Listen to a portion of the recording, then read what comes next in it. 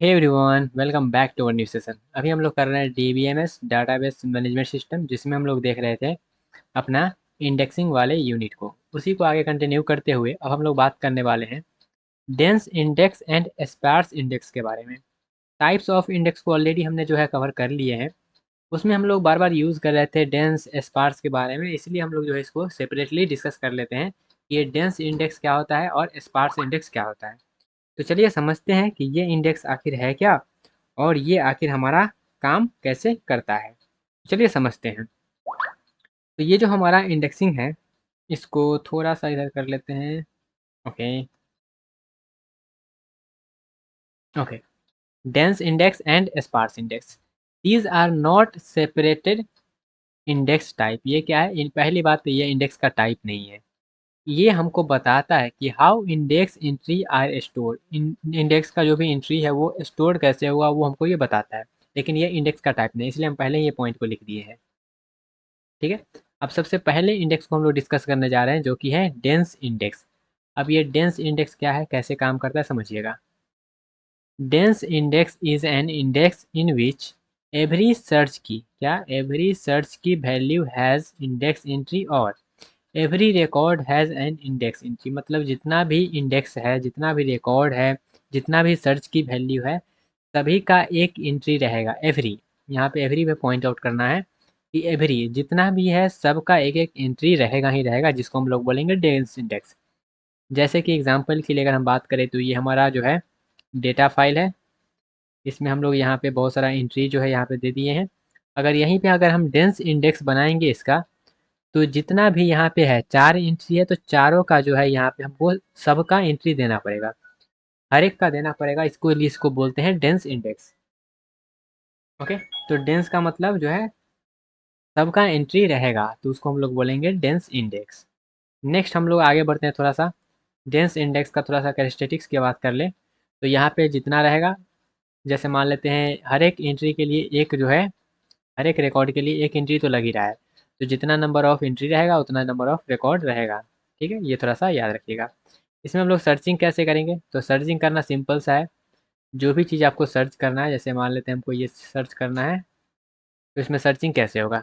जैसे मान लेते हैं हमको रोल नंबर 103 खोजना है, तो क्या करेंगे, हम डायरेक्टली जो है 103 वाले पे जाएंगे और वहाँ से हम लोग उस रिकॉर्ड पे पहुँच जाएंगे। तो सर्चिंग ईजी है।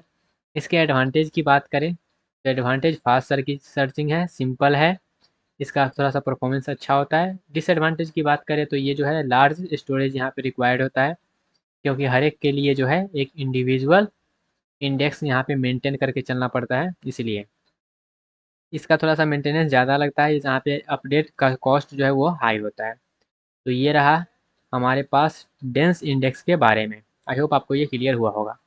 अब थोड़ा सा बात कर लेते हैं स्पार्स इंडेक्स के बारे में कि स्पार्स इंडेक्स आखिर होता क्या है।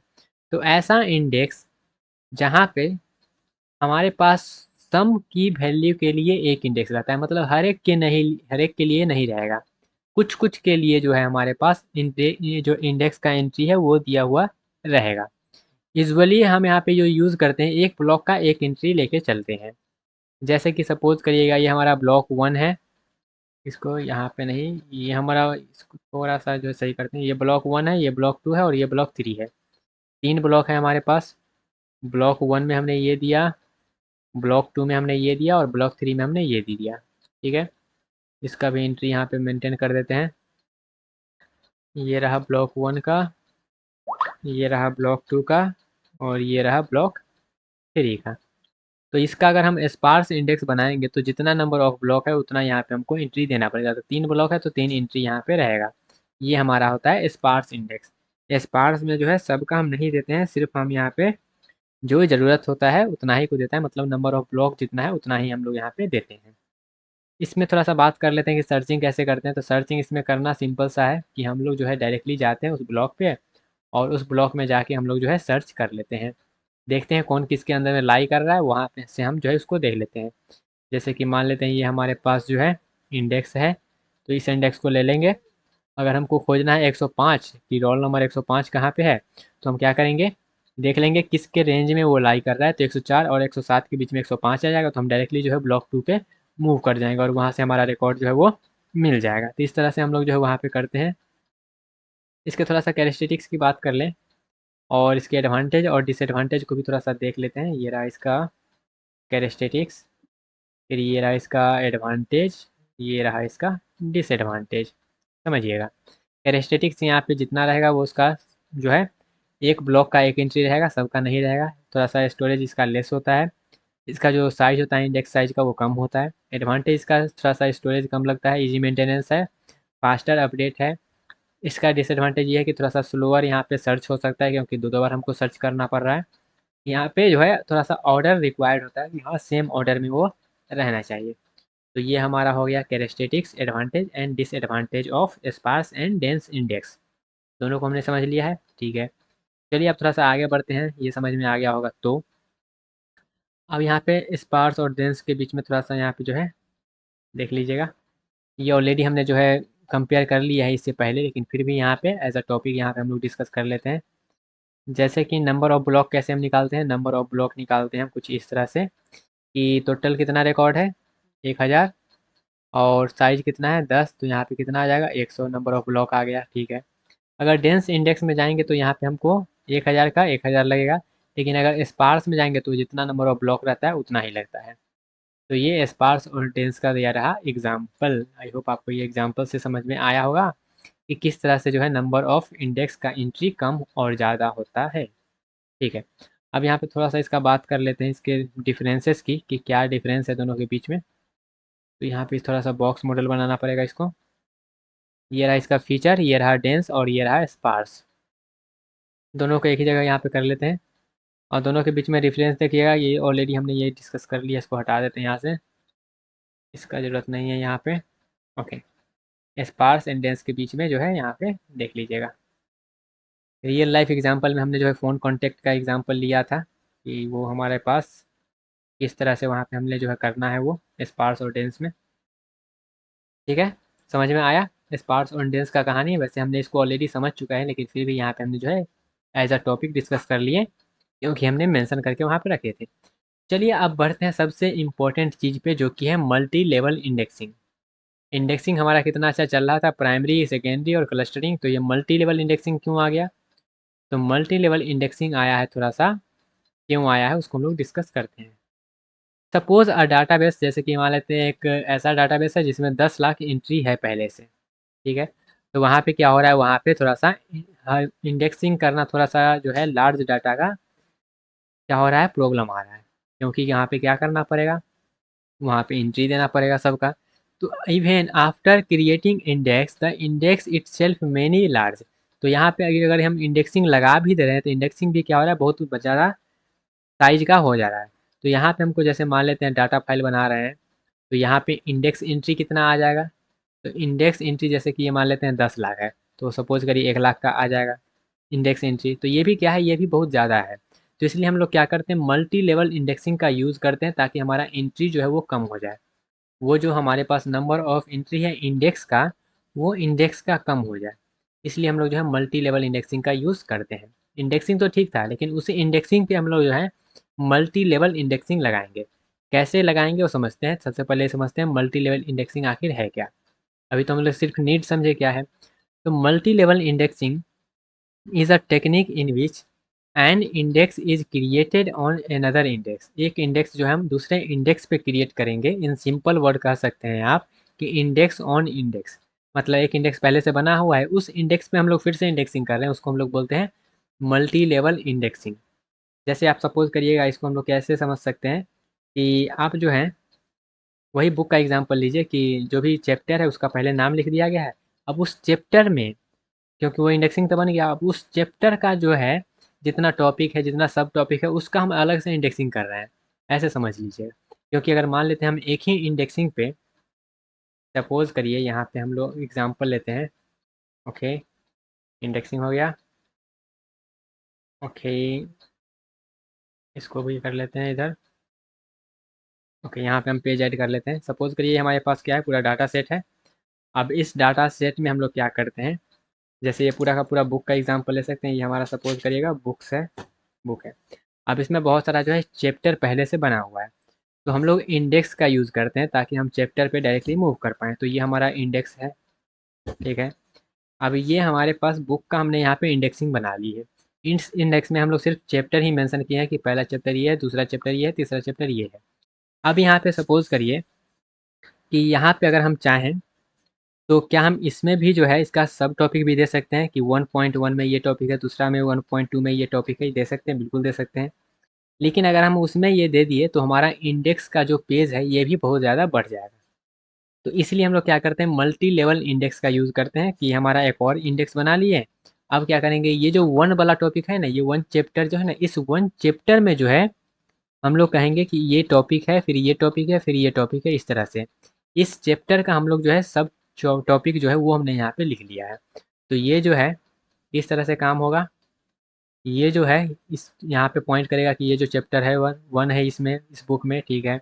अब ये जो है ये पॉइंट करेगा कि इसको कि हाँ ये चैप्टर 1 का है, फिर ये जो है अगला का है, इस तरह से ये इसको पॉइंट करेगा और ये जो है उसको पॉइंट करेगा, इस तरह से। तो हमारा मल्टी लेवल पेजिंग जो है इस तरह से काम करता है और इस तरह से हमारा जो है ये रन करता है।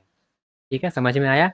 इस एग्जाम्पल से हम बस हम रिलेट करवाने का ट्राई किए हैं कि मल्टी लेवल इंडेक्सिंग आखिर होता क्या है। ठीक है, इसको थोड़ा सा अगर हम कलर कलर कर दें तो सही रहेगा।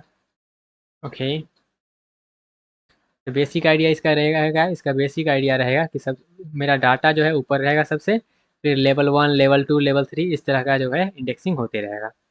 Searching start from top level and move downward. Top level से स्टार्ट होता है और डाउनवर्ड वो मूव करते रहता है। मल्टी लेवल इंडेक्सिंग क्यों है, तो मल्टी लेवल इंडेक्सिंग इसलिए है ताकि हमारा जो है सर्चिंग इफिशियंट हो पाए। वाई मल्टी लेवल इंडेक्सिंग, अगर सपोज करिए हमारे पास जो है 10,000 रिकॉर्ड्स हैं, ठीक है, इकाई दाई सैकड़ा हज़ार 10,000 लाख, 1 लाख हमारे पास क्या है, रिकॉर्ड्स है, ठीक है। तो 1,000 रिकॉर्ड्स में जो है हमारे पास, अगर आप प्राइमरी इंडेक्स लगा रहे हैं तो वहाँ पे जो है 10,000 एंट्री आएगा। अगर आप वहाँ पे सर्चिंग करेंगे 10,000 एंट्री में तो वो फिर भी 10,000 एंट्री को खोजना, समझ रहे हैं, वो भी टाइम एक्सपेंसिव है। तो इसलिए हम क्या करते हैं, इस इंडेक्स को भी हम इंडेक्स में डिवाइड कर देंगे, लेवल 2 में कर लेंगे, ताकि हमारा जो है छोटा सा एरिया में खोजना पड़ेगा तो हम तुरंत जो है खोज पाएंगे। तो इसलिए फिर से हम इसको क्या करेंगे, लेवल 2 में इंडेक्स कर देंगे। तो इन मल्टी लेवल इंडेक्सिंग और कुछ नहीं है, सिंपल सा जो इंडेक्सिंग में हम पहले पढ़े हैं उसको फिर से इंडेक्स करना, सेम चीज़ को, उसको हम लोग बोलते हैं मल्टी लेवल इंडेक्सिंग। जैसे कि ये सिंगल लेवल इंडेक्स है, ये हमारे पास मल्टी लेवल इंडेक्स मतलब 2 लेवल इंडेक्स है। वन बाय वन हम समझ रहे हैं। जैसे कि ये डाटा है, ठीक है, यहाँ पे हमारा ये सब स्टोर है। अगर आप इंडेक्स फाइल में जाइएगा तो ये हमारा इंडेक्स फाइल है जो कि एक लार्ज फाइल है, ठीक है, क्योंकि हर एक का जो है हर एक यहाँ पे जो है एक ब्लॉक का, फिर ये ब्लॉक का, हर एक का ये लार्ज फाइल है। तो यहाँ पे सर्चिंग क्या है, यहाँ पे हमको बहुत सारा सर्चिंग करना पड़ेगा, टू मैनी कंपेरिजन।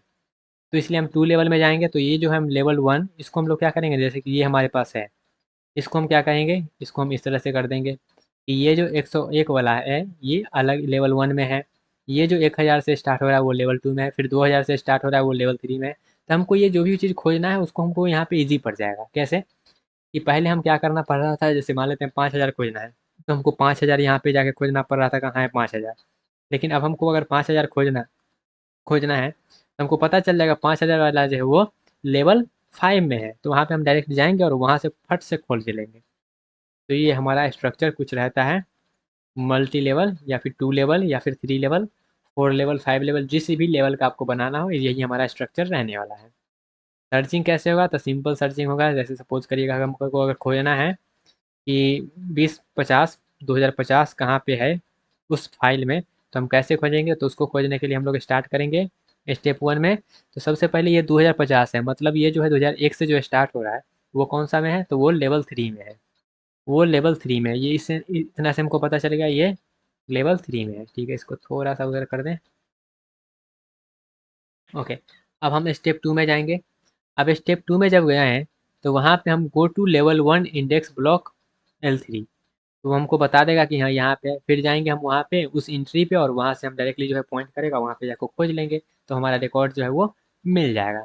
तो यहाँ पे कुछ इस तरह से काम होता चला जाएगा, ठीक है। लेवल 3 से लेवल 2, लेवल 2 से लेवल 1, इस तरह से हम जो है सर्चिंग करेंगे। स्ट्रक्चर क्या होता है मल्टी लेवल इंडेक्सिंग का, तो सिंपल स्ट्रक्चर है, ऊपर में हमारा सबसे रूट रहेगा, उसके बाद बहुत सारा इंडेक्स का ब्लॉक रहेगा और वो इंडेक्स ब्लॉक में जो है डाटा रहेगा। तो यही हमारा जो है रहता है structure of multi level indexing का। सिंपल सा स्ट्रक्चर है, ज़्यादा कोई रॉकेट साइंस वाला स्ट्रक्चर नहीं है। जो ऑलरेडी हमने लेवल बाय लेवल समझ लिया वही सेम चीज़ यहाँ पे लिखा गया है।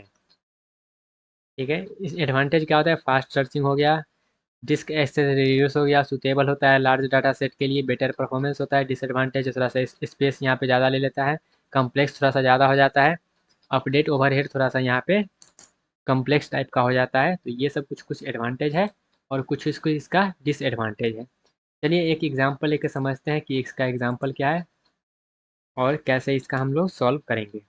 समझ में आ रहा है ना, सिंपल सिंपल सा चीज़ है, ज़्यादा कुछ है ही नहीं रॉकेट साइंस। जैसे कि सपोज करिएगा, इसको हटाते हैं, ये हमारे पास, इसको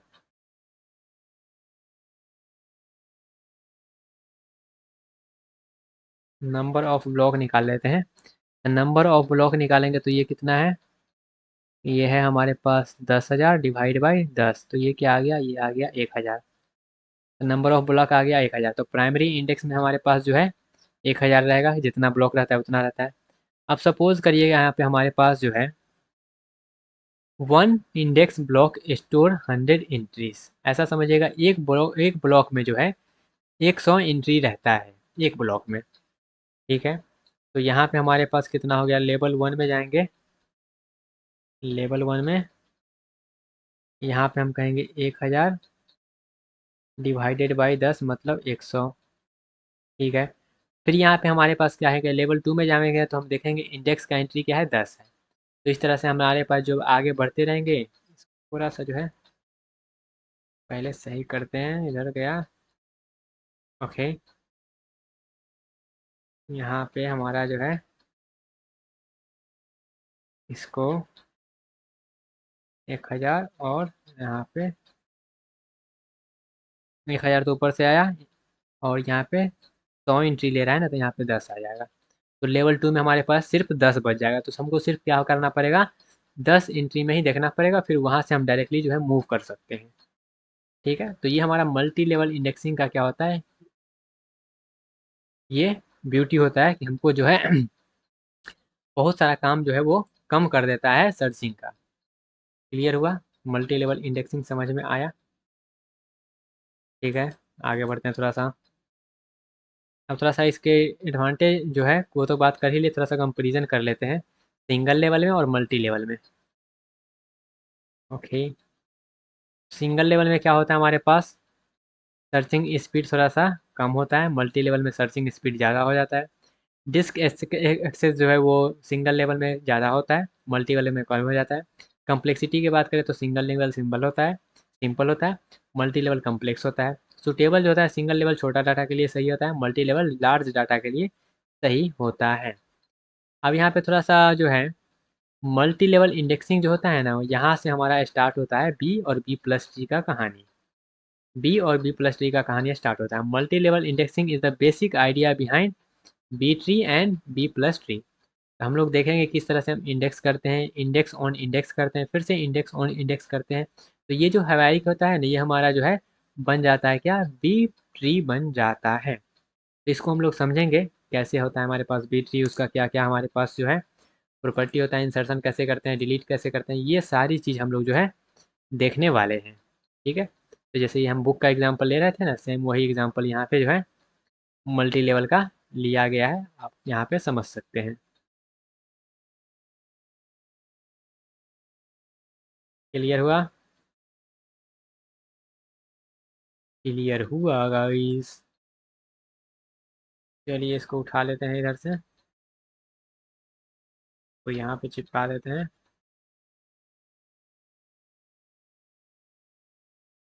ओके, आई होप आपको ये मल्टी लेवल का जो बेसिक बेसिक चीज़ है ना वो समझ में आ गया होगा, कि मल्टी लेवल का मेन मकसद यही है कि हमारा सर्चिंग जो है वो अच्छे से हो पाए, और वो जो लार्ज डाटा सेट बन जा रहा था इंडेक्स का, उसको हम लोग रिड्यूस कर पाएँ। ठीक है, मिलते हैं गाइज अपने अगले सेक्शन में, जहाँ पे हम लोग जो है बी ट्री को कम्प्लीटली जो है अच्छे से डिस्कस करने वाले हैं। फिर उसके अगले सेक्शन में हम लोग जो है बी प्लस ट्री को देख लेंगे, उसके बाद ये यूनिट भी हमारा हो जाएगा ख़त्म। तो मिलते हैं अपने अगले सेक्शन में, जहाँ पे हम लोग करने वाले हैं बी ट्री को कंप्लीट डिस्कशन। तब तक के लिए bye bye tata take care and all the best.